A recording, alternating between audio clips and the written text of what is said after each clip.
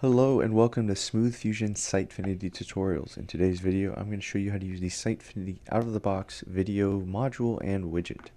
So there are three components to the videos module. There is the module itself, there are the video widget and video gallery. Boom, boom. So within the video module, you can create libraries and upload videos. And you can manage existing videos here as well.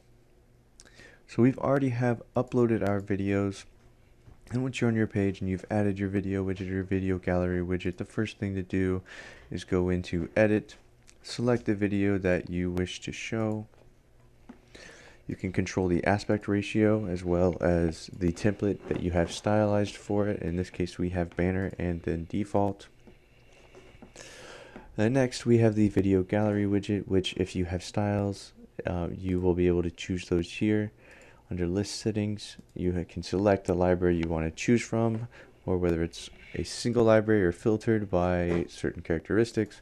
Your list setting will help control what is shown, whether it's paginated or whether there's a limit on how many are shown per page, and then also whether there's no paging or no limitation at all.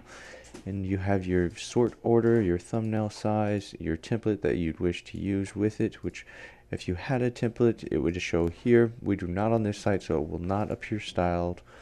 And you could select what happens when an individual video is clicked. So publish that page. And you can see here that we have this video in here showing. And then on this page, you can actually see the video gallery widget as well. For more Sitefinity tips and tricks, follow our channel, and don't forget to follow us on Twitter.